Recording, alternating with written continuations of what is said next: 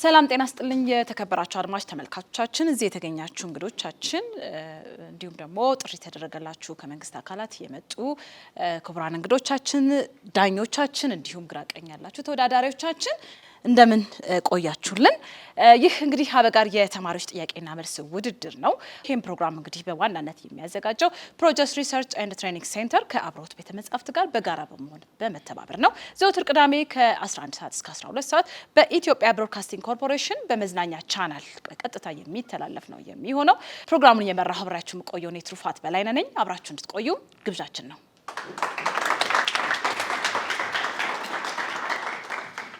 ክቡራና ክቡራት እንግዲህ ጥያቄና መልስ ውድድራችን የምንጀምረው ተወዳዳሪዎቻችን ራሳቸውን ለአድማጭ ተመልካቾቻችን አስተዋውቃችሁ ወደ ጥያቄና መልስ ፕሮግራማችን እንሄዳለን ቡድን 1 ቡድን 2 እያልን እንቀጥላለን ከዚህ በኋላ ቡድን 1 ራሳችሁን ለአድማጭ ተመልካቾች አስተዋውቁልን በጸሎት በላይ ይባላልው ከአሜሪካን ኮሌጅ ኦፍ ቴክኖሎጂ 3ኛ ዓመት የቢዝነስ አድሚኒስትሬሽን ተማሪ ነኝ እሺ አማኑኤል ሞክሪያ ይባላልው ከአዲስ አበባ ዩኒቨርሲቲ 2ኛ ዓመት የህግ ተማሪ ነኝ እሺ ባካችሁ ሞራል ስጡልን ለሁለቱም ተወዳዳሪዎች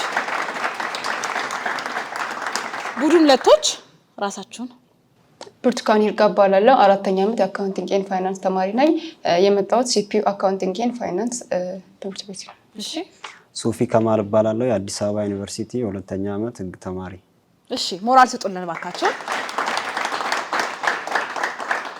እንግዲህ ለሁለቱም ተወዳዳሪዎቻችን መልካም እድል እንመኛለን የመጀመሪያ ዙር ጥያቄ እንገባለን ማለት ነው ቀጥታ 6 ጥያቄዎች ነው ለሁለታችሁም የሚቀርብላችሁ ይሄንን ጥያቄ በ30 ሰከንድ ውስጥ መመለስ ይጠበቅባችኋል እያንዳንዱ ጥያቄ 10 ነጥብ የሚያስገኝ ነው የገንዘብ ሽልማቱም 400 ብር ነው የሚያስገኘው ካልመለሰና ወደ ሌላኛው የሚሻገር ከሆነ ደግሞ የገንዘብ መጠኑ ወደ 200 ብር ያንሳል ነጥቡም እንደዛው ቀንሶ 5 ነጥብ የሚያስገኝ ይሆናል ጥያቄ ያለመመለስ ደግሞ ነጥብ የሚያስቀንስባችሁ ነጥብ አይኖርም እኔ አንብቤ ሳልጨርስ መልሱን እንግዲህ ለመመለስ መሞከር አይቻልም ማለት ነው ይሄን ይመስላል ግልጽ ነው አይደል ለሁለታችሁም እነ በጸሎትም እነ ብርቱካን ግልጽ ነው ስለዚህ ቀጥታ የምንሄደው ለቡድን 1 ነው መጀመሪያ ጥያቄውን የምናቀርበው ጥያቄ ቁጥር 1 እነ በጸሎት ዓለም አቀፍ መንደር ወይም ግሎባል ቪሌጅ ሆናለች የሚለው አባባል ምንን ያመለክታል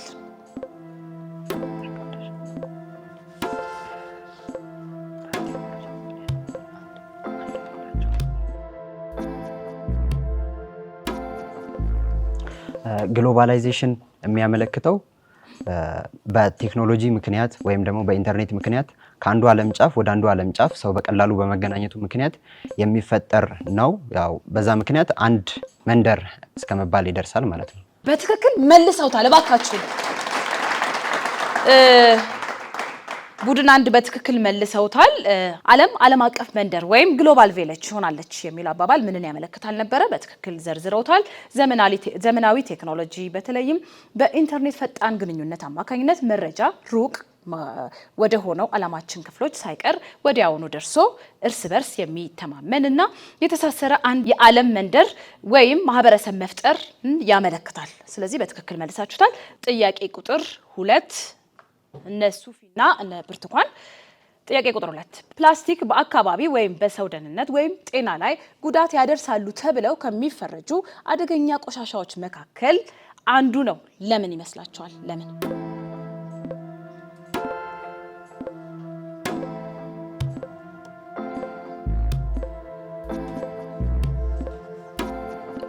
ቶሎ ወደ ብስባሽነት አይቀየሩም ፕላስቲክ ስለሆነ ረጅም ጊዜ ይወስዳል ማለት ነው ተጨማሪ ነገሮችን መዘርዘር ትችላላችሁ ሰዓት ስላላችሁ አካባቢንም ስለሚበክል ፕላስቲክ በአካባቢ ላይ ደህንነቱ ያልተጠበቀ ይሆናል አካባቢ ደህንነት ቶሎ ስለማይበሰብስ የሚሉ ምላሾችን ጠቅሰዋል በትክክል መልሰዋል ባካችሁ ሞራል ስጧቸው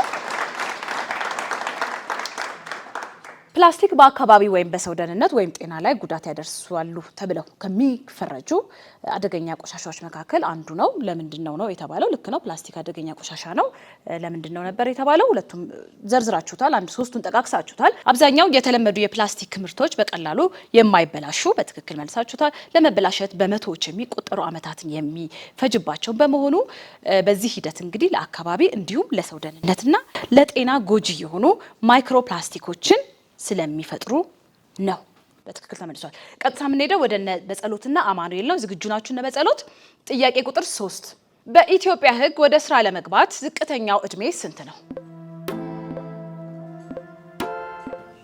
16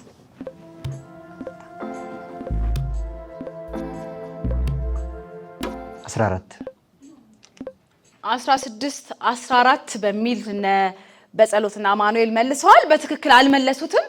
እድሉን ለእነ ብርቱካንና ለሱፊ ይሰጣለሁ።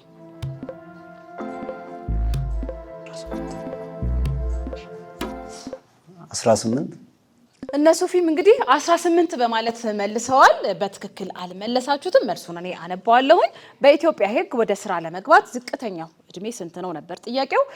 በአሰሪና ሰራተኛ አዋጅ ቁጥር 1156 2011 አንቀጽ 89 ንዑስ ቁጥር 1 ድንጋጌ መሰረት ከ15 ዓመት በታች ያሉ ልጆችን ስራ ማሰማራት በሕግ የተከለከለ ነው። በዚህም አንቀጽ ስር እንግዲህ ከ15 እስከ 18 እድሜ ክልል ውስጥ ሆነው በስራ ላይ የሚገኙ ግለሰቦች ወጣት ሰራተኞች ተብለውም ይጠራሉ፣ ይጠቀሳሉ።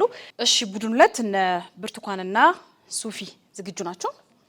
እሺ ጥያቄ ቁጥር 4 በሕግ ከተቀመጠው የ15 ዓመት እድሜ ክልል በታች ያሉ ህጻናት በስራ ላይ ተሰማርተው ብታገኙና ለሁኔታው ጥቆማ ለመስጠት ብትፈልጉ የት ትሄዳላችሁ? ይህ ጉዳይ የሚመለከታቸው ቢያንስ 2 ተቋማትን ጥቀሱ።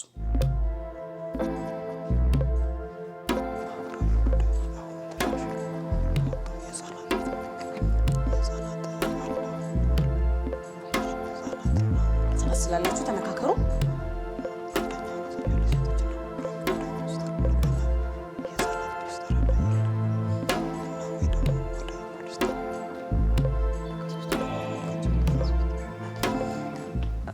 የመጀመሪያው የሴቶችና ማህበራዊ ጉዳይ ሚኒስቴር።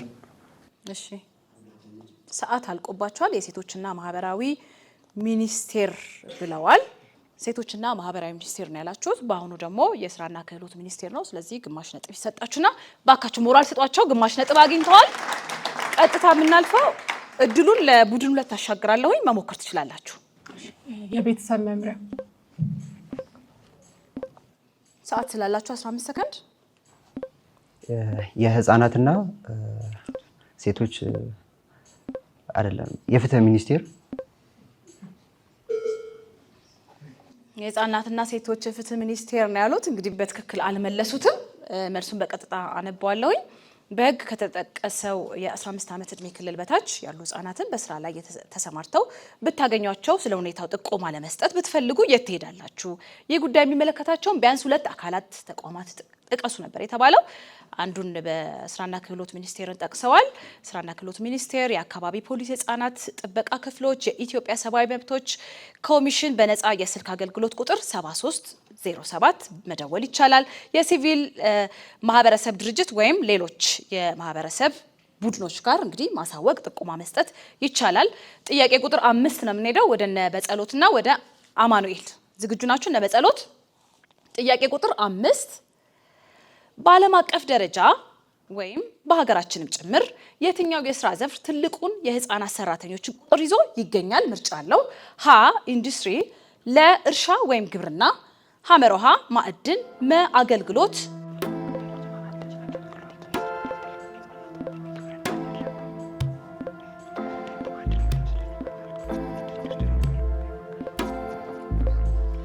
ሀሌታዋ ኢንዱስትሪ። ሀሌታዋ ኢንዱስትሪ ነው ያሉት በጸሎትና አማኑኤል። በትክክል አልመለሱትም። ጥያቄውን ቀጥታ ወደ እነ ብርቱካንና ሶፊ አሻግራለሁኝ። ሞክሩ ከምርጫ ውስጥ። መ አገልግሎት። መ አገልግሎት ነው ያሉት። እነሱም እንግዲህ በትክክል አልመለሳችሁትም። መልሱን እናገራለሁኝ። በዓለም አቀፍ ደረጃ እንዲሁም በሀገራችንም ጭምር የትኛው የስራ ዘርፍ ትልቁን የህፃናት ሰራተኞች ቁጥር ይዞ ይገኛል ነበር ጥናቶችም እንደሚያረጋግጡት። መልሱ እርሻ ወይም ግብርና ነው። ጥያቄ ቁጥር 6 እነ ብርቱካን ዝግጁ ናችሁ? እነ ብርቱካን እሺ። እውነት ወይም ሐሰት በል ወይም በይ ነው። በህፃናት ላይ ወሲባዊ ጥቃት ለመፈጸም የሰውነት ንክኪ መኖር አለበት።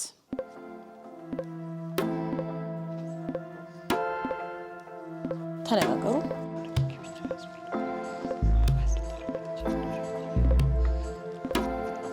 መልሱ ሐሰት። መልሱ ሐሰት ብለዋል። በትክክል መልሰውታል። ባካችሁ ሞራል ስጧቸው።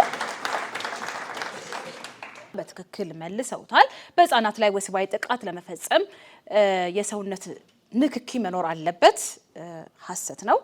ምክንያቱም በወንጀል ህግ የሚከተሉ ድንጋጌዎች በወሲባዊ ጥቃትነት ይመደባሉ። እነሱም ለልጆች ወሲባዊ ፊልሞችን ወይም ምስሎችን ማሳየት፣ የመራቢያ አካላቸውን ማሳየት፣ የህፃናትን እርቃን ፎቶ ማንሳት፣ ህፃናትን ገላቸውን ሲታጠቡ ወይም ልብሳቸውን ሲያወልቁ ማየት። እንግዲህ እነዚህ ወሲባዊ ጥቃት ተብለው ተቀምጧል ማለት ነው። ጥያቄ ቁጥር 7 ዝግጁ ናችሁ? በጸሎት በህዝብ ተወካዮች ምክር ቤት መጽደቅ ያለበት ሹመት የትኛው ነው? ምርጫ አለው። ሀ የጠቅላይ ፍርድ ቤት ፕሬዝዳንት ሹመት፣ ለ የፌዴሬሽን ምክር ቤት ጉባኤ አፈ ጉባኤ ሹመት፣ ሐመሮሃ የክልል ምክር ቤት ፕሬዝዳንት ሹመት፣ መ የኢትዮጵያ አምባሳደሮችና መልእክተኞች ሹመት።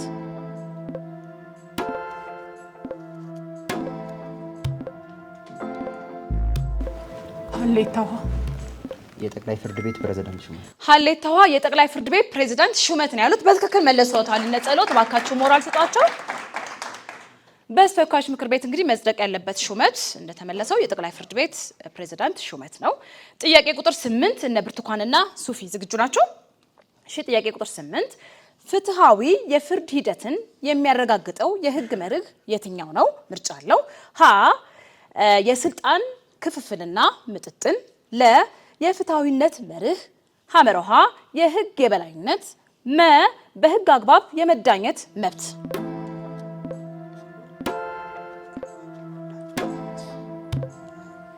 መ በህግ አግባብ የመዳኘት መብት። መ በህግ አግባብ የመዳኘት መብት ነው ያሉት። በትክክል መልሰውታል። እባካችሁ በትክክል ተመልሷል። ፍትሃዊ የፍርድ ሂደትን የሚያረጋግጠው የህግ መርህ የትኛው ነው ነበር ጥያቄው።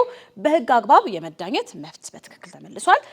በህግ አግባብ የመዳኘት መብት እንግዲህ ዲው ፕሮሰስ ኦፍ ሎ የምንለው ነው ማለት ነው። ጥያቄ ቁጥር 9 ነው የምንሄደው። በጸሎትና አማኑኤል ዝግጁ ናችሁ? በጸሎት እሺ። ጥያቄ ቁጥር 9 ዘር ተኮርነት ምን ማለት እንደሆነ አብራሪ ወይም አብራራ። አንዱን ዘር ከሌላው ለይቶ መጨቆን ሊሆን ይችላል፣ ወይንም ደግሞ አንዱን ዘር ከሌላው በመለየት ከፍ አድርጎ ሌላውን ከሱ በማሳነስ ሊሆን ይችላል ማለት ነው። ያኔ ከሌላው ሱፔሪየር ነው ብሎ ቢያምን ማለት ነው። ወይንም ደግሞ ከሌሎቹ በታች እንደሆነ እንዲያስብ ኢንክሉድ ያለማድረግ፣ በዘሩ ምክንያት አንድን ብሔረሰብ በመጨቆን የሚደረጉ ስራዎች። ልዩነትን አለመቀበል። በቃ እንድታብራሩት ያው ሰዓት ስላላችሁ ነው እድሉን የሰጠዋችሁ እንጂ በትክክል መልሰውታል። እባካችሁ ሞራል ስጧቸው። ዘር ተኮርነት ምን ማለት እንደሆነ አብራራ ነበረ። በግልጽ እናንተ ማብራርታችሁታል። የራስን ብሔር የበላይ አድርጎ መመልከት፣ ለራስ ብሔር ተወላጆች ማዳላት ወይም የሌላ ብሔር ተወላጆችን ማግለል፣ ከሌላ ብሔር ተወላጆች ጋር ተቻችሎ አለመኖር ወይም አለመተባበር። በእነዚህ ተጠቅሷል። በትክክል መልሳችሁታል። ጥያቄ ቁጥር 10 ነው የምንሄደው። እነ ብርቱካንና ሶፊ ዝግጁ ናቸው? ጥያቄ ቁጥር 10 ከላይ በተሰጠው ትርጉም መሰረት በጥያቄ ቁጥር 9 ላይ በተሰጠው ትርጉም መሰረት ዘር ተኮር ተጽዕኖ ከሚያሳድርባቸው ሰብአዊ መብቶች ውስጥ ሶስቱን ጥቀሽ። አንደኛው የእኩልነት መብት፣ ሁለተኛው ደግሞ ሲቪል ራይት የምንለው፣ ሶስተኛ ፖለቲካል ራይት። በተጨማሪም የእርዳታ ተጨማሪ መዘርዘር ትችላላችሁ ሰዓት ስላላችሁ።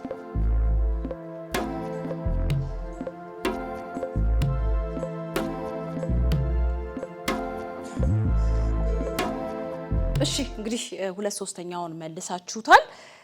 ምናልባት መጨመር የምትፈልጉት ካለ እንደ በጸሎትና አማኑኤል እድሉን ሰጣችኋለሁ። መሙላት የምትፈልጉት ነገር ካለ። የአካል ደህንነትን እንትን ይላል፣ ይቃረናል ወይም እንዲጨቁን ያደርጋል።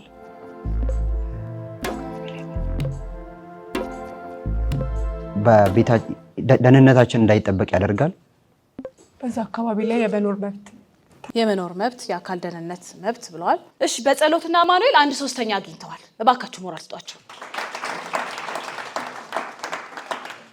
ከላይ በተጠቀሰው ትርጉም መሰረት ዘር ተኮርነት ተጽዕኖ ከሚያሳድርባቸው ሰብአዊ መብቶች ውስጥ ሶስቱን ጥቀስ ወይም ጥቀሽ ነበር የተባለው። የእኩልነት ወይም ከማንኛውም መድሎ ነፃ የመሆን መብት፣ የህይወት የአካል ደህንነት እና የነጻነት መብት፣ የመማር መብት፣ የመዛወር፣ የመኖሪያ ቤት የመመስረት መብት ላይ የሃይማኖት የእምነትና የአመለካከት ነጻነት መብቶች እነዚህ እንግዲህ በግልጽ ተቀምጠዋል ማለት ነው።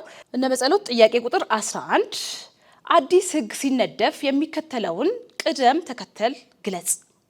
የሚከተለውን ቅደም ተከተል በዝርዝር። አዲስ ህግ ሲነደፍ መጀመሪያ ድራፍቲንግ ይኖራል። ከድራፍቲንጉ በኋላ የህዝብ ተወካዮች ምክር ቤት ያጸድቀዋል ማለት ነው። ድራፍቲንጉ ላይ የህዝብ ተወካዮች ምክር ቤት አባላት ድራፍቲንጉን ሊያመጡ ይችላሉ። ከዛ በኋላ ግን በአብላጫ ድምፅ የህዝብ ተወካዮች ምክር ቤት ያጸድቀዋል ማለት ነው። ከማህበረሰቡ ከሚወጡ እንትኖች ሊታይ ይችላል። ከሚወጡ ቅሬታዎችም እሺ እንግዲህ ግማሽ ነጥብ እንሰጣቸዋለን። በትክክል ስላልተመለሰ ግማሹን ግን መልሳቸዋል። ረቂቁን መልሳቸዋል። ድራፍቲንግ ብትሉም በአማርኛ ረቂቅ ማለት ነው።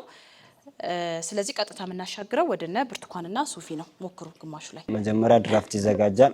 ከዛ በኋላ የህዝብ ተወካዮች ምክር ቤት ይወያዩበታል። አስፈላጊ ከተወያዩ በአብላጫ ድምፅ ያጸድቁታል ድራፍቱን። ከዛ በኋላ አስፈላጊ ከሆነ ወደ ህዝብ ወርዶ ለዛ ከህዝቡ ጋር ውይይት ይደረግበታል። መጨረሻ ላይ ህዝብ ተወካዮች ምክር ቤት ተመልሶ በአብላጫ ድምፅ ያጸድቀዋል። ፕሮሰሱን ወይም ደግሞ ሂደቱን በቅደም ተከተል ባታስቀምጡም ዘርዝራችሁታል። የተወሰነውን ግማሹ በዚህ ጋር ስለተወሰደ በቡድን አንድ በቡድን ሁለት ደግሞ ግማሹ ወስደውታል። ስለዚህ ግማሽ ነጥብ ያስገኛል ማለት ነው ያገኛችሁት። እባካችሁ ሞራል ስጡልን። አዲስ ህግ ሲነደፍ የሚከተለውን ቅደም ተከተል ግለጽ ወይም ግለጭ ነበር የተባለው። ረቂቅ ማዘጋጀት፣ ረቂቁን ማቅረብ፣ በረቂቁ ላይ ህዝብ ውይይት ማድረግ፣ ህዝባዊ ውይይቶችን ማድረግ፣ ረቂቁን ማጽደቅ እንዲሁም መጨረሻ ላይ ፓብሊሽ ወይም ደግሞ ማተም የሚሉ ናቸው። እነዚህ ናቸው እንግዲህ ሂደቶቹ። ጥያቄ ቁጥር 12 ነው የምንሄደው። እነ ብርቱካንና እነ ሱፊ ናችሁ። ዝግጁ ናችሁ እነ ብርቱካን? እሺ ጥያቄ ቁጥር 12 በህገ መንግስቱ አንቀጽ 12 ድንጋጌ መሰረት የመንግስት አሰራርና ተጠያቂነት የሚለው ምንን ያካትታል? ሁለቱን ተግባራትን ግለጽ።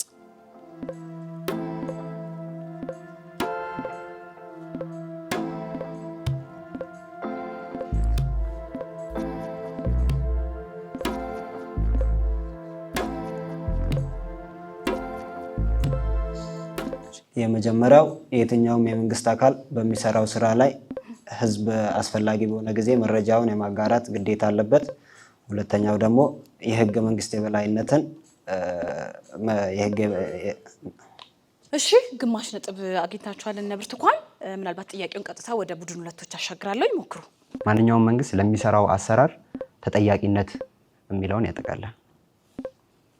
15 ሰከንድ ስላላችሁ ተጠያቂነትን እሺ ለእያንዳንዱ ለሚያደርገው ድርጊት ተጠያቂ ነው። እንዲሁም ደግሞ ትራንስፓረንት መሆን አለበት። ህዝቡም ጋር ተደራሽ መሆን፣ ግልጽ የሆነ አሰራር መኖር አለበት። ቼክ እና ባላንስ መደረግ አለበት። ቼክ እና ባላንስ፣ ትራንስፓረንት፣ ግልጽ መሆን አለበት በሚል መልሰዋል። እንግዲህ በትክክል መልሰውታል። ተባብረው መልሱን መልሰውታል። እባካችሁ ሞራል ሰጡልን።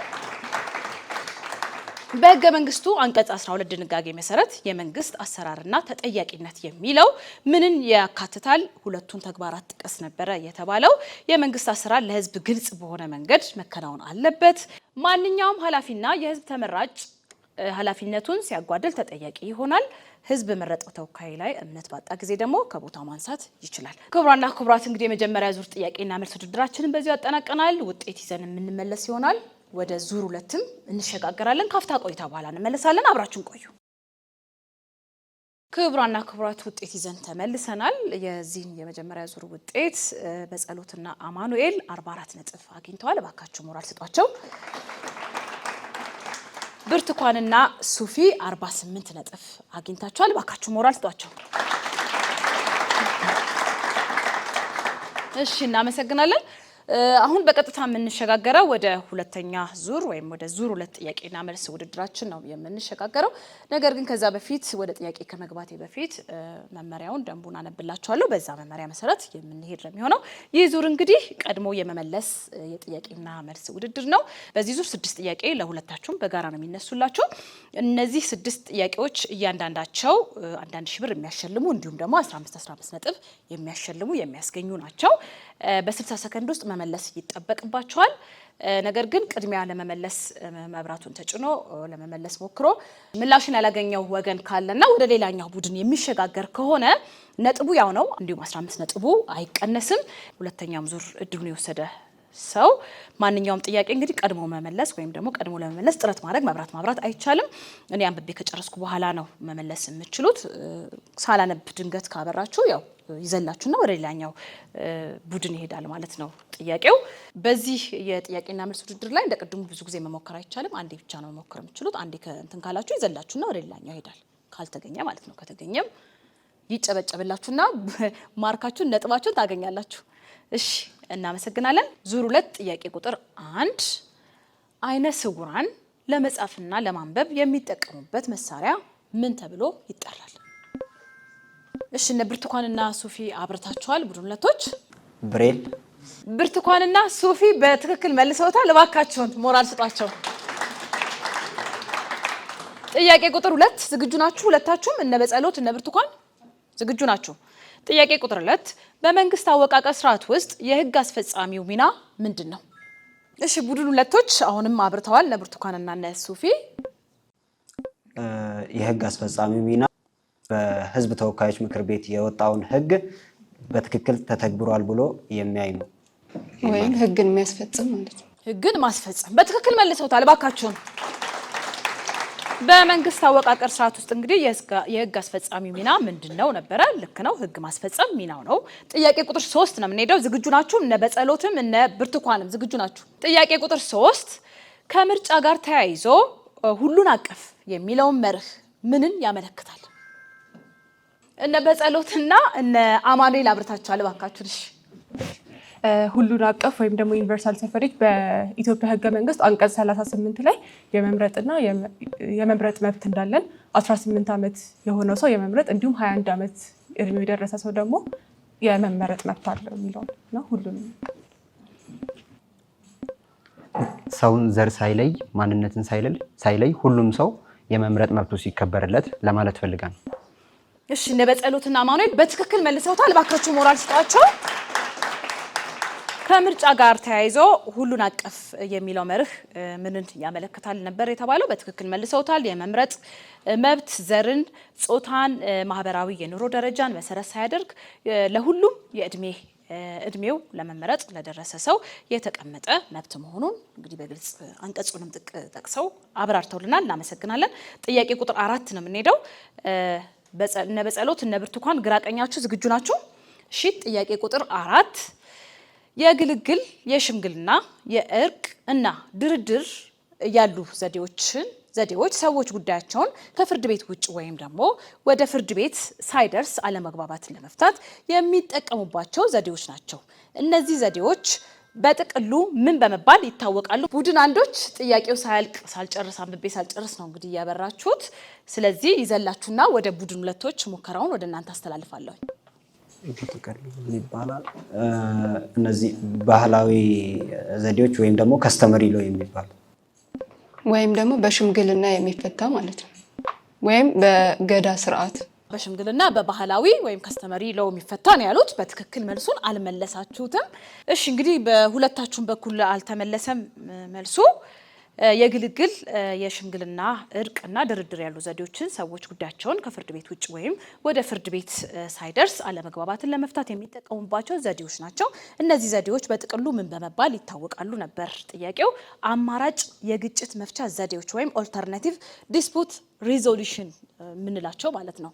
እነሱ ናቸው። በትክክል አልተመለሰም። እንግዲህ ቀጥታ የምናልፈው ወደ ጥያቄ ቁጥር 5 ነው። ግራቀኛችሁ ዝግጁ ናችሁ? እነ በጸሎት እነ ብርቱካን ዝግጁ ናችሁ? እሺ ጥያቄ ቁጥር 5 ማንኛውም ሰው የግል ህይወቱ ግላዊነቱ የመከበር መብት አለው የሚለው የህገ መንግስቱ አንቀጽ 26 ንዑስ ቁጥር 1 ድንጋጌ ምንን ያመለክታል? እሺ እነ ብርቱካንና እነ ሶፊ አብርታችኋል። እሺ ማንኛውም ሰው የግል ህይወት አለው የሚለው ከሱ ውስጥ የመጀመሪያው አርቢትራሪ አሬስት የሚባለው ወይም ደግሞ ያለምንም የፍርድ ቤት ፍቃድ መታሰር፣ አካላዊ ጉዳቶች እንደዛውም ደግሞ በመኖሪያ ቤት ውስጥ የሚደረጉ ያለ ፍርድ ቤት ፍቃድ ዲቴንሽን ማለት ያለ ፍርድ ቤት ፍቃድ የአንድን ሰው ግላዊ ዶሚሳይሉን መግባትና መበርበር መኖሪያ ቤት መኖሪያ ቤት እሺ ብላችኋል። እሱን እሺ ሌላ ሰዓት ስላላችሁ ከአካላዊ ጉዳት መጠበቅን። እሺ ሰዓታለች። ከህግ ምንም አይነት ትዕዛዝ ሳይመጣ ቃልን ወይም ምንም ነገር አለመናገር ወይም አለመስጠት ማለት ነው። እሺ እነ ብርቱካንና ሶፊ በትክክል መልሰውታል። እባካችሁ ሞራል ስጧቸው። ማንኛውም ሰው የግል ህይወቱ ግላዊነቱ የመከበር መብት አለው የሚለው የህገ መንግስቱ አንቀጽ 26 ንዑስ ቁጥር 1 ድንጋጌ ምንን ያመለክታል ነበረ? አብዛኛዎቹ መልሳቸዋል። የማንኛውም ግለሰብ መኖሪያ ቤቱ፣ ሰውነቱ፣ ንብረቱና በግል ይዞታው ያለ ንብረት ህግ ከፈቀደው ስርዓት ውጭ ከመያዝ ወይም ከመደፈር የመጠበቅ መብት አለው። ይህንንም በግልጽ እንግዲህ አስቀምጣችኋል። ከመያዝ መብት የመጠበቅ መብት አለው ብላችኋል። ቀጥታ የምናልፈው ወደ ጥያቄ ቁጥር 6 እና የመጨረሻው ነው በዚህ ዙር። ዝግጁ ናችሁ? ሁለታችሁም እነ በጸሎት እነ ብርቱካን። ጥያቄ ቁጥር 6 መሰረታዊ የሰብአዊ መብት ሆኖ ከአካባቢ ጥበቃ ህግ ጋር በተያያዘ በዋነኛነት አተገባበሩ ላይ ገደብ የሚጣልበት መብት የትኛው ነው? አተገባበሩ ላይ ቡድን ሁለቶች እነ ብርቱካንና ሶፊ አብርታችኋል። እሺ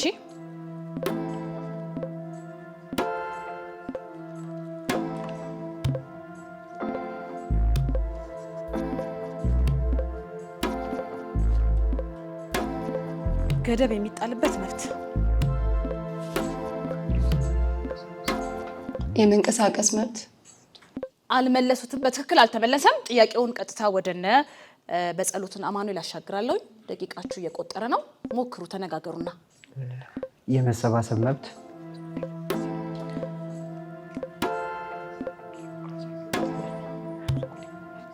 እሺ እንግዲህ ሁለቱም መልሱን አላገኙትም፣ አልመለሱትም። መሰረታዊ የሰብአዊ መብት ሆኖ ከአካባቢ ጥበቃ ህግ ጋር በተያያዘ በዋነኛነት አተገባበሩ ላይ ገደብ የሚጣልበት መብት የትኛው ነው ነበር የተባለው? የንብረት መብት፣ የመልማት ወይም የኢኮኖሚ ነጻነት መብት። ክቡራንና ክቡራት የዙር 2 ውድድራችን እንግዲህ እስካሁን ያያችሁትን የተከታተላችሁትን ይመስል ነበረ። የዙር 2ን ውጤት እንዲሁም ደግሞ ወደ 3ኛ ዙር መሸጋገሪያ ይዘን የምንመለስ ነው የሚሆነው። እስከዛው ድረስ አብረን እንቆይ። ክቡራንና ክቡራት የሁለተኛውን ዙር ውድድር ውጤት ይዘን ተመልሰናል። በሁለተኛው ዙር ውድድር ላይ እነ በጸሎትና አማኑኤል 15 ነጥብ አግኝተዋል። እባካችሁ ሞራል ስጧቸው። እነ ብርቱካንና ሶፊ ቡድን ሁለቶች 40 ነጥብ አግኝተዋል። እባካችሁ ሞራል። ቀጥታ የምንሸጋገረው እንግዲህ ወደ 3ኛው ዙር ነው የሚሆነው። በዚህ ዙር ውስጥ ደንቡን አነብላችኋለሁኝ። 5 ጥያቄዎች ናቸው የሚቀርብላችሁ። እነዚህ ጥያቄዎች እያንዳንዳቸው በ60 ሰከንድ ውስጥ መመለስ መቻል አለባቸው። የሚያሸልሙት የብር መጠን 400 ብር ነው። እንዲሁም ደግሞ 10 ነጥብ የሚያስገኙ ናቸው።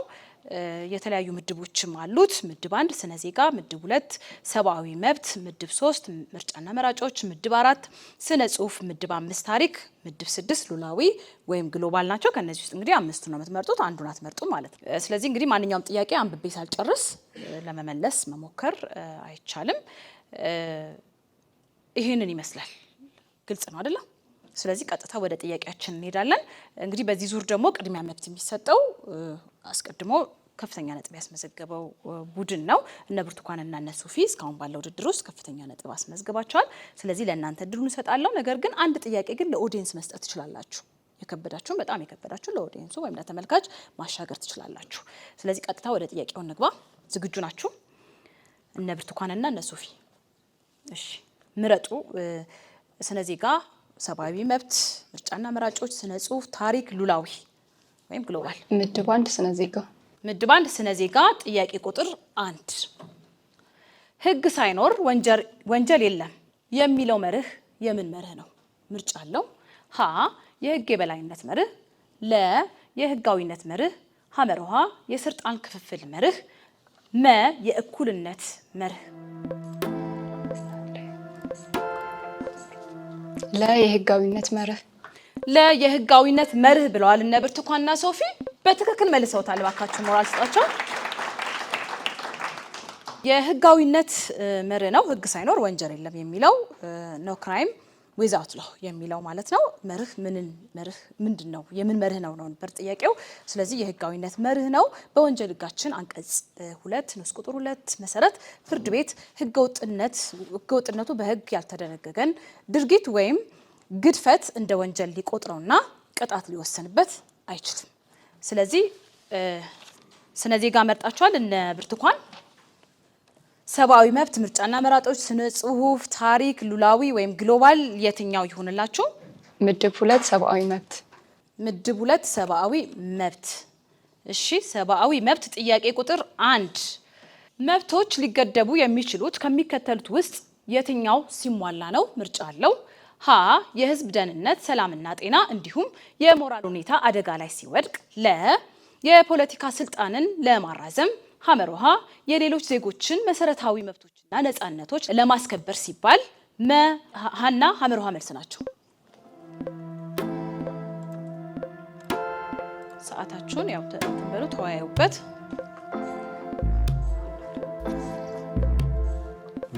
ሀና ሐመሮሃ መልስ ናቸው።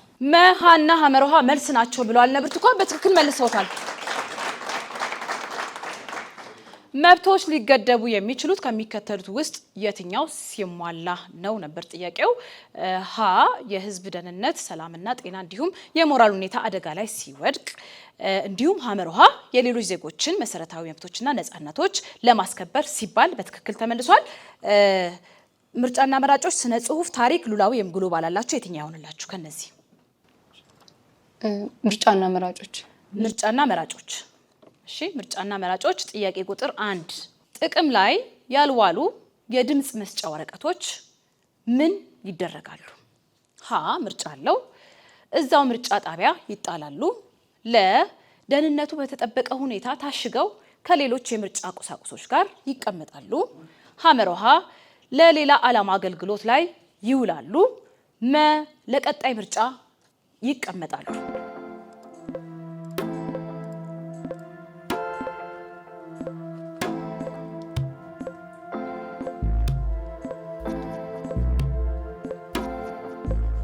ስልሳ ሰከንድ ስላላችሁ ተመካከሩና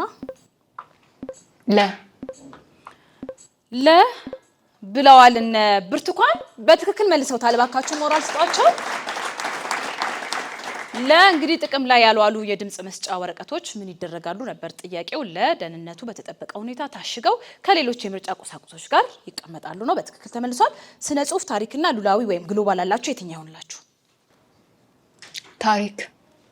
ታሪክ ብለዋል እነ ብርቱካን። ታሪክ ጥያቄ ቁጥር 1 በዓለማችን ታሪክ ነጭ ሽብርና ቀይ ሽብር በአብዮቶች ወይም በእርስ በርስ ጦርነቶች ወቅት ከፍተኛ የፖለቲካ አመጽ፣ ጭቆናና የጅምላ ግድያዎች የሚፈጸምባቸውን ወቅቶች ያመለክታሉ።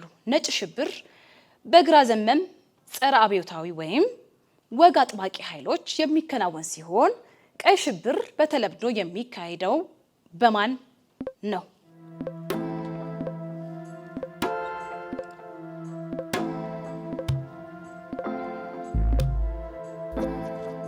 አሰላስሉበት። 30 ሰከንድ ስላላችሁ በደንብ አምናችሁበት መመለስ ትችላላችሁ።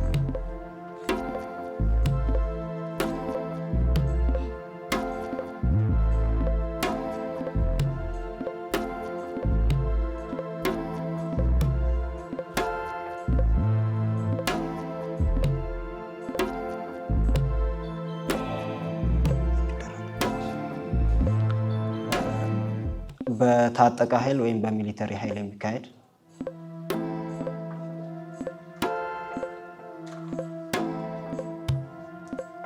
ሰዓት ስላላቸው አብራሩት። ማለት በአንድ ፖለቲካ ፓርቲን የተቆጣጠረ አካል ዜጎች ላይ በሚያደርጋቸው ወንጀሎች። እሺ እንግዲህ መልሱን በትክክል አልመለሱትም። ምናልባት ጥያቄውን ቀጥታ ወደነ በጸሎትና አማኑኤል አሻግራለሁኝ። ሞክሩ። እነ በጸሎት ነጭ ሽብር በግራ ዘመም ሲሆን ቀይ ሽብር ደግሞ በቀኝ ዘመም ወይም ደግሞ ሞደርናይዝ በሚባለው። እሺ ሰከንድ ስላላችሁ ሞክሩ። ሰከንድ አላችሁ። ወይም ለውጥ አምጥተናል ብለው በሚያስቡት ወይም ደግሞ ሞደርናይዝ ነን በሚሉት የሚከናወን ወይም እነሱን ለማጥፋት ነጭ ሽብሮችን ይሄ ትራዲሽናል ነው ይሄ በሚል ወደ ሞደርናይዝ እንዲገቡ እነሱን በማጥፋት የሚደረግ ነው። እሺ እንግዲህ ሰዓታችሁም አልቋል። እነ በጸሎትና አማኑኤል ነጭ ሽብርን ከላይም ተጠቅሷል በግራ ዘመም ጸረ አብዮታዊ ወይም ወግ አጥባቂ ኃይሎች የሚከናወን ሲሆን ቀይ ሽብር በተለምዶ የሚካሄደው በማን ነው ነበር? ስለ ቀይ ሽብር ነው የጠየቃችሁ የነበረው በኮሚኒስት ወይም በሶሻሊስት ኃይሎች ነው። ስለዚህ አልተመለሰም ጥያቄው። ስነ ጽሁፍና ሉላዊ ያላችሁ ከሁለቱ ምን ይሆንላችሁ? እነ ብርቱካን ምድብ 6 ሉላዊ። እሺ ምድብ 6 ሉላዊ ወይም ግሎባል ብላችኋል። እሺ ጥያቄ ቁጥር 1 በዋናነት በሰው ልጅ ምክንያት በረጅም ጊዜ ሂደት ሊከሰት የሚችለውን የምድር አማካይ የገጽታ ሙቀት መጨመርን የሚገልጸው የትኛው ክስተት ነው? ምርጫ አለው። ሀ የመኖር እድሜ ጣሪያ መጨመር፣ ለ የሽብርተኝነት፣ ሐመሮሃ የአየር ንብረት ለውጥ፣ መ የህዝብ ቁጥር መጨመር።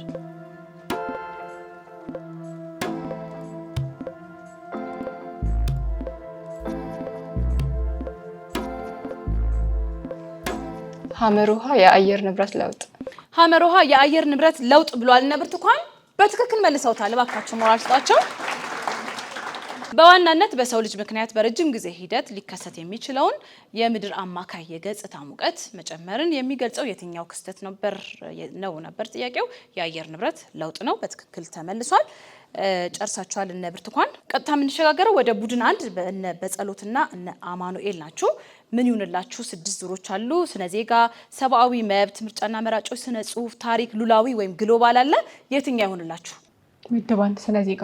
ምድብ 1 ስነ ዜጋ። እሺ ጥያቄ ቁጥር 2 ስነ ዜጋ መርጣችኋል። ከሚከተሉት ውስጥ በህግ የሲቪል ማህበረሰብ ድርጅቶች ተግባር ያልሆነው የቱ ነው? ምርጫ አለው። ሀ በፖሊሲና ህግ ጉዳዮች ላይ ተሳትፎ ማድረግ፣ ለ ህዝብን ስለ መብቱ ማስተማር፣ ሐመሮሃ የፖለቲካ ስልጣን መያዝ፣ መ በልማት ስራዎች ውስጥ ተሳትፎ ማድረግ። 60 ሰከንድ አላችሁ። ተነጋገሩ፣ ተወያዩ። ሐመሮሃ የፖለቲካ ስልጣን መያዝ። ሐመሮሃ የፖለቲካ ስልጣን መያዝ ብለዋል እነ በጸሎት በትክክል መልሷል። ልክ ነው። የሲቪል ማህበረሰብ ድርጅቶች ከፖለቲካ ወገንተኝነት ነፃ ሆነው ማህበራዊ ችግሮችን እንዲቀርፉ ወይም ደግሞ የልማት ስራዎች እንዲፋጠኑ የበኩላቸውን አስተዋጽኦ ማድረግ ይጠበቅባቸዋል። በየትኛውም መልኩ ቢሆን የፖለቲካ ስልጣን ለመያዝ መስራት አይችሉም። በትክክል ተመልሷል። እሺ እነ በጸሎት ስነ ዜጋ ብላችኋል። ሰብአዊ መብት፣ ምርጫና መራጮች፣ ስነ ጽሁፍ፣ ታሪክ፣ ሉላዊ ወይም ግሎባል አለ። የትኛው ይሆንላችሁ እነ በጸሎት? ሰብአዊ መብት። ምድብ 2 ሰብአዊ መብት ጥያቄ ቁጥር 2። እሺ ዝግጁ ናችሁ እነ በጸሎት? በዓለም አቀፍ የሲቪልና የፖለቲካ ቃል ኪዳን ስምምነት መሰረት በመብቶች ላይ የሚጣሉ ገደቦች አግባብነት የሚለካው ከሚከተሉት ውስጥ የትኛውን መርህ ሲሟላ ነው? የትኛው መርህ ሲሟላ ነው? ምርጫ አለው። ሀ ገደቡ በህግ የተወሰነ ሲሆን፣ ለ ገደቡ ህጋዊ ዓላማ ያለው ሲሆን፣ ሐመሮሃ ገደቡ ስጋቱን ለማስቀረት አስፈላጊና ተመጣጣኝ ሲሆን፣ መ ሁሉም መልስ ናቸው። 60 ሰከንድ አላችሁ። ተወያዩበት።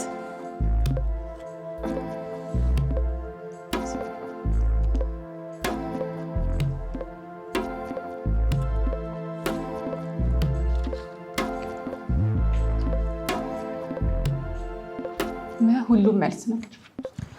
ሁሉም መልስ ናቸው ብለዋል እነ በጸሎት በትክክል መልሰውታል።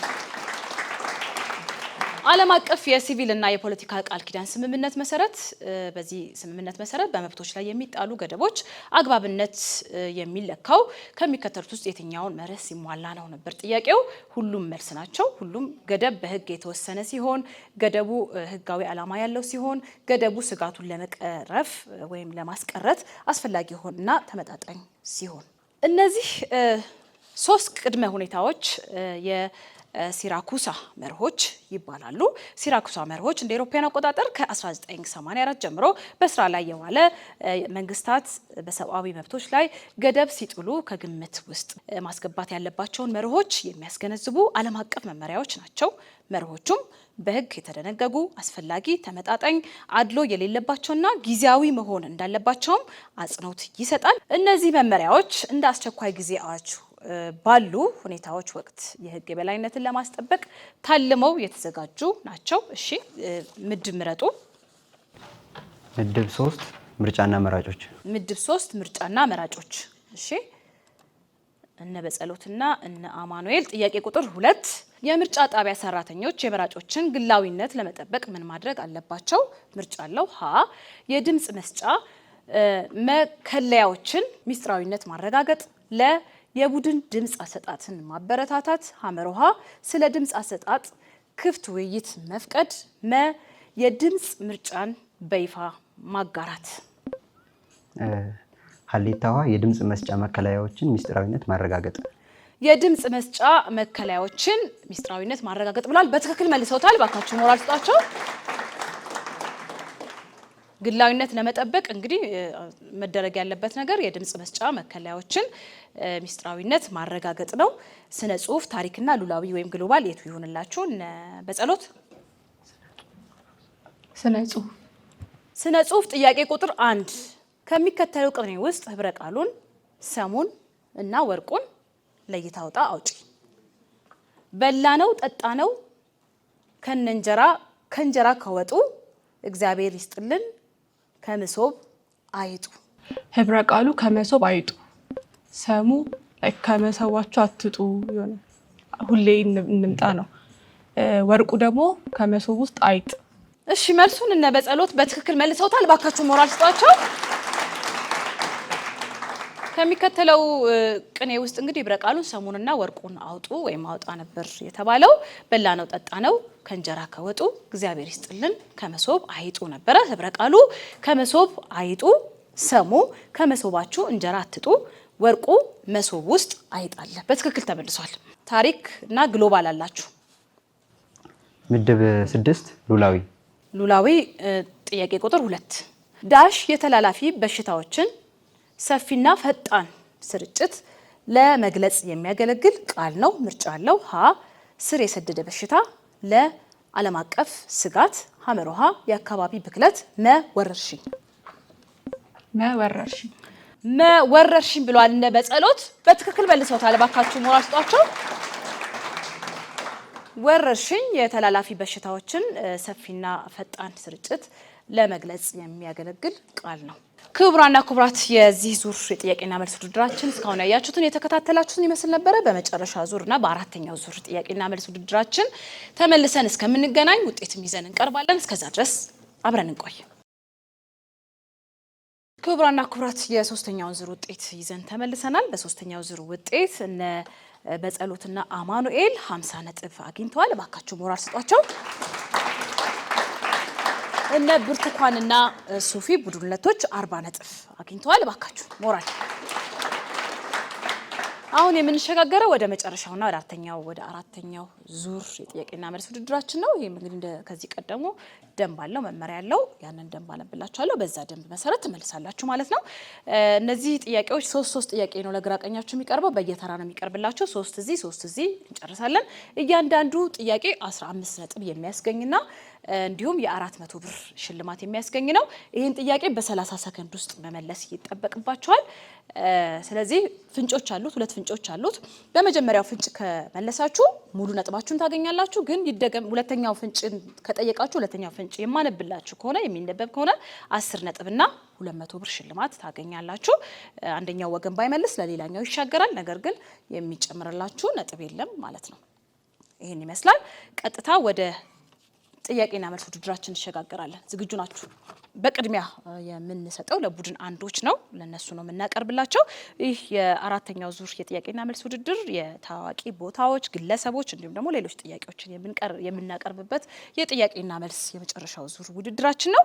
በጸሎትና አማኑኤል ዝግጁ ናችሁ? በስክሪናችሁ ላይ የምታዩት ስፍራ ምን በመባል ይጠራል? ፍንጭ እሰጣለሁኝ።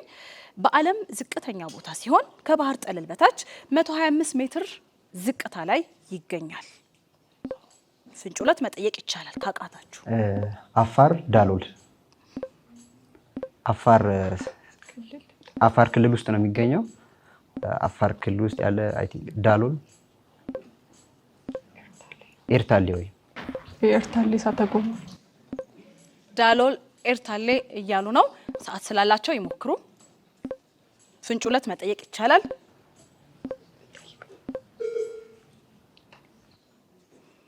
እሺ ፍንጭ ሁለትም እንግዲህ አልጠየቁንም፣ መልሱንም አልመለሱትም። ቀጥታ ወደነ ብርቱካን አሻግራለሁኝ። ጥያቄውን ሞክሩት። ስፍራው ምን በመባል ይታወቃል? የምታዩት ስፍራ ዴልሲ ወይም ዴልሲ። አስተካክሉት። ሰከንድ አላችኋል። አልተመለሰም። ዴልሲ ዴ ምናምን እያሉ ነው እንግዲህ አይደለም። እሺ በትክክል አልመለሱትም። ፍንጭ ሁለትንም ነግረናል። በዓለም ዝቅተኛው ቦታ ሲሆን ከባህር ጠለል በታች 125 ሜትር ዝቅታ ላይ ይገኛል። በኢትዮጵያ አፋር ክልል ውስጥም ይገኛል። አፋር ክልል ብለዋል። ነገር ግን የቦታ ስፍራው ምን በመባል ይታወቃል ስለሆነ ጥያቄው ክልሉን አይደለም። ዳናኪል ዲፕሬሽን በመባል ይታወቃል። ጥያቄ ቁጥር 2 እኚህ የምታዩቸው በስክሪናችሁ ላይ የምታዩቸው ግለሰብ ማን በመባል ይታወቃሉ? ማን ናቸው? ፍንጭ እሰጣለሁኝ። እውቅ ኢትዮጵያዊ የፊልም ዳይሬክተር፣ ፕሮዲውሰር እና ጸሐፊ እንዲሁም በአሜሪካን ሀገር ሃዋርድ ዩኒቨርሲቲ ፕሮፌሰር ናቸው። ኃይሌ ገሪማ። ማዕረጋቸው ምንድን ነው? ኃይሌ ገሪማ ፕሮፌሰር ኃይሌ ገሪማ በትክክል መልሰውታል። እባካችሁ ሳንኮፋ፣ ብላክ ላየንስ፣ ሮማን ዊልቭስ፣ ጤዛ፣ አድዋ፣ አን አፍሪካን ሂስትሪ በተሰኘ የፊልም ስራዎቻቸው የሚታወቁ ግለሰብ ታዋቂ ግለሰብ ናቸው። እሺ ጥያቄ ቁጥር 3 ዝግጁ ናችሁ? ቡድን አንዶች በጸሎት ዝግጁ ናችሁ? እኚህ ሴት ማን ናቸው? በስክሪናችሁ ላይ የምታዩቸው ሴት ማን ናቸው? ፍንጭ እሰጣለሁኝ። እንደ አውሮፓውያን አቆጣጠር 2017 በተከናወነው 89ኛው የአካዳሚ ሽልማት ላይ ላቪንግ በተሰኘው ፊልም በምርጥ ተዋናይነት ለኦስካር ሽልማት እጩ ሆኖ የቀረቡ የመጀመሪያዋ ኢትዮጵያዊ አይሪሻዊት ናቸው።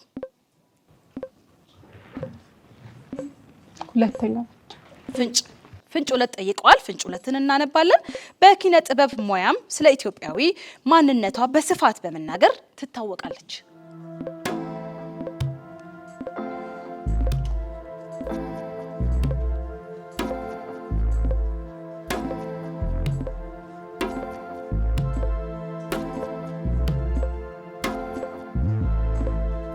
እሺ እንግዲህ መልሱን አልመለሳችሁትም። ወደ ቡድን ሁለት ሞክሩት። ቡድን ሁለቶች እነ ብርቱካን መሞከር ይቻላል። እያያችኋቸው ናቸው።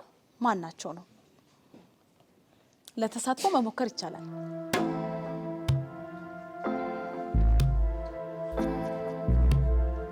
አታውቋቸውም? እሺ እንግዲህ አናቅም ብለዋል እነሱም። ተዋናይት ሩት ነጋ ትባላለች። ስክሪናችሁ ላይ የምታዩት ተዋናይ። ቀጥታ እንግዲህ ቡድን አንድን ጨርሰናል። 3 ጥያቄያችሁን ጨርሰናል። ወደ ቡድን ሁለቶች እንመጣለን። እነ ብርቱካንና እነ ሶፊ ዝግጁ ናችሁ ወደ ለጥያቄው? እሺ ጥያቄ ቁጥር 1 ይህ ሰው ማን ነው? በስክሪናችሁ ላይ የምታዩት ሰው ማን ነው? ፍንጭ እሰጣለሁኝ። የክብር ሐዲስ ዓለማየሁ ድርሰት የሆነውን ፍቅር እስከ መቃብር 48 ገቢር ወይም ትዕይንት ወዳለው ፊልም የቀየረ ኢትዮጵያዊ የፊልም ዳይሬክተርና ሲኒማቶግራፈር ነው። ለታዳሚ መስጠት ይቻላል? ለታዳሚ አይቻልም፣ ግን ፍንጭ ሁለት መጠየቅ ትችላላችሁ። ፍንጭ ሁለት ጠይቀዋል። አደይና የፀሐይ መውጫ ልጆች በተሰኙ የፊልም ስራዎቹም ይታወቃል። ሰዓት ስላላችሁ ሞክሩ። እዩዋቸው፣ መልካቸውንም ማየት ይቻላል ከስራቸው በዘለለ።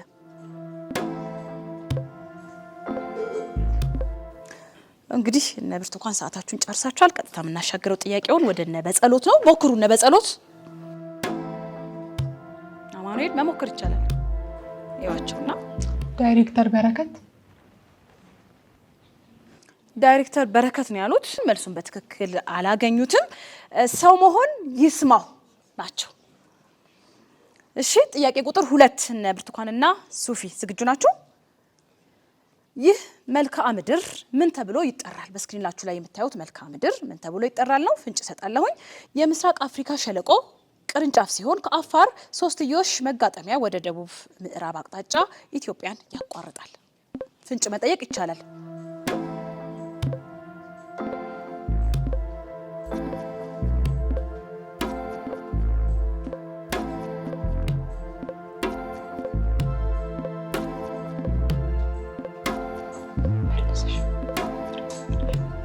አባይ በረሃ አባይ በረሃን ያሉት ሰዓት ስላላችሁ ሞክሩ እዩትና የሪፍት ቫሊ ሸለቆ እነ ሱፊና ብርቱካን ሪፍት ቫሊ ብላችሁ መልሳችሁታል። በትክክል መልሳችሁታል። ስምጥ ሸለቆ ነው ቃሉን የቀየራችሁት። በትክክል መልሳችኋል። እባካችሁ ሞራልቷቸው።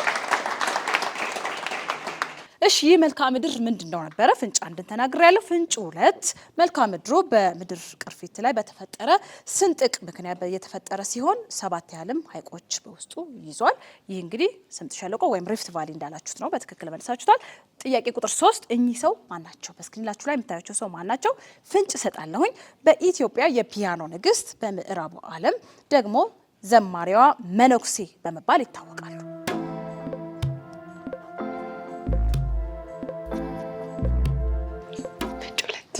ፍንጭ 2 ጠይቀዋልን ብርቱካን። ፍንጭ 2 የምዕራባውያን ክላሲካል ስልጠናዎችን፣ የኢትዮጵያ ኦርቶዶክስ መዝሙሮችን እና የጃዝ ተጽዕኖችን ያቀላቀለ ስልት ተጠቅመው በሰሯቸው ቅንብሮችና የፒያኖ ጨዋታዎችም የሚታወቁ ሰው ናቸው።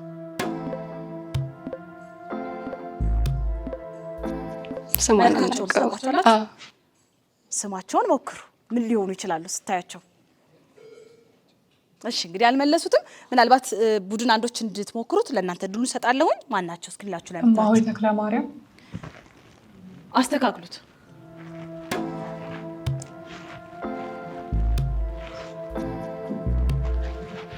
ተክለ ማርያም ያው ብዙ ጊዜ የወንድ ለወንድ ነው የሚሰጠውና እማሆይን አግኝተዋታል። መልሱን እንግዲህ ሁለቱም በትክክል አልመለሱትም። እማሆይ ጽጌ ማርያም ገብሩ ይባላሉ። ክቡራና ክቡራት የአራተኛው ዙር የጥያቄና መልስ ውድድራችን ይሄን ይመስል ነበረ። እንግዲህ ውጤት ይዘን ፋይናል ውጤት ይዘን የምንመለስ ነው የሚሆነው። እስከዛው ድረስ አብራችን ቆዩ። ይህ እንግዲህ ያው ለኦዲየንሱም እንዲሳተፍ ተሳታፊ ለማድረግ ተዘጋጅቶ የሚቀርብ ጥያቄ አለ። ይህንን እንግዲህ አድማጭ ተመልካቾቻችን ወይም ታዳሚዎቻችን እንድትመልሱት በአክብሮት እንጠይቃለን። ጥያቄውን አነባለሁ፣ አዳምጡኝ። ጥያቄ ቁጥር 1 የኪሊማንጃሮ ተራራ የሚገኘው የት ሀገር ነው? እንግዲህ ብዙ እጆች ናቸው የሚታዩኝ። እሺ እዛ ጋር ስሜ ኤልዳና ባቡ ነው። የመጣሁት ከአዲስ አበባ ዩኒቨርሲቲ የፕሪ ኢንጂነሪንግ ተማሪ ነኝ። ኪሊማንጃሮ የሚባለው ተራራ በታንዛኒያ የሚገኝ ተራራ ነው። ኪሊማንጃሮ የሚገኘው ተራራ በታንዛኒያ የሚገኝ ነው ብላለች። በትክክል መልሰዋለች። እባካችሁ ሞራል ስጣት። ኤልዳና መልሰዋለች። ጥያቄ ቁጥር 2 አቀርብላችኋለሁ። ከጣና ሐይቅ ላይ የሚነሳ ወንዝ ማን ተብሎ ይጠራል? ከዚህ አንድ እድል ሰጥቻለሁ። ወደዚህኛው አሸጋገራለሁኝ። እሺ አመሰግናለሁ። ስሜ ማንደፍሮኝ ሚያ ይባላለሁ። የአራተኛው ዓመት የማኔጅመንት ተማሪ ነኝ ከአዲስ አበባ ዩኒቨርሲቲ። ከጣና ሐይቅ ላይ የሚነሳው ወንዝ አባይ ወንዝ ይባላል። ከጣና ሐይቅ የሚነሳ ወንዝ አባይ ብለዋል። እባካችሁ መልሱላችሁ። አሁን የመጨረሻ ዙር የጥያቄና መልስ ውድድራችንን ውጤት የምናሳውቅበት ሰዓት ላይ እንገኛለን። እነ በጸሎትና አማኑኤል 15 ነጥብ አግኝተዋል በዚህ በአራተኛው ዙር። እባካችሁ ሞራል ስጧቸው። እነ ብርቱካንና ሱፊም 15 ነጥብ አግኝተዋል። እባካችሁ ሞራል ስጧቸው። የመጨረሻውና የፋይናል ውጤትም ደርሶናል። እነ በጸሎትና አማኑኤል 124 ነጥብ እንዲሁም 5100 ብር አግኝተዋል። እባካችሁ ሞራል ስጧቸው። እነ ብርቱካንና ሱፊ ቡድን ሁለቶች 143 ነጥብ እንዲሁም 6600 ብር አግኝተዋል። እባካችሁ ሞራል። የዚህ ዙር አሸናፊ እንግዲህ እነ ብርቱካንና ሱፊ ናቸው። እባካችሁ ሞራል ስጧቸው። እንግዲህ አሁን ሽልማታቸውን የሚቀበሉበት ሰዓት ላይ እንገኛለን። ቡድን ሁለቶች እነ ብርቱካንና ሱፊ እባካችሁ ሽልማታችሁን ተቀበሉን። እሺ ጎበዞች በርቱ። ቡድን አንዶች እነ በጸሎትና አማኑኤል እባካችሁ ሽልማታችሁን ተቀበሉን። ሞራል ያስፈልጋቸዋል። እሺ ጎበዞች። ክቡራና ክቡራት የዚህ ዙር የጥያቄና መልስ ውድድራችን ይሄን ይመስል ነበረ። በቀጣይ እንግዲህ በአዲስ ተወዳዳሪዎች ጋራ በአዲስ ጥያቄና መልስ ውድድሮች የምንገናኝ ነው የሚሆነው። ይህን ፕሮግራም አዘጋጅቶ እናንተ ያቀረበላችሁ ፕሮጀክት ሪሰርች ኤንድ ትሬኒንግ ሴንተር ከአብሮት ቤተ መጻሕፍት ጋር በጋራ በመሆን በመተባበር ነበረ። ዘወትር ቅዳሜ ከ11 ሰዓት እስከ 12 ሰዓት በኢትዮጵያ ብሮድካስቲንግ ኮርፖሬሽን በመዝናኛ ቻናል የሚተላለፍ ፕሮግራም ነው። እንድትከታተሉን እንግዲህ በአክብሮት ጋበዝናችሁ። እዚህ የተገኛችሁ ታዳሚዎቻችን፣ ዳኞቻችን፣ ግራቀኝ ያላችሁ ተወዳዳሪዎቻችን እንዲሁም ካሜራማኖቻችን እጅግ አድርገን እናመሰግናለን። አድማጭ ተመልካቾቻችንም እንግዲህ እስካሁን አብረውን ስለነበሩ እጅግ አድርገን ልናመሰግናችሁ እንወዳለን። በቀጣይ እስከምንገናኝ ቸር ሰንብቱ።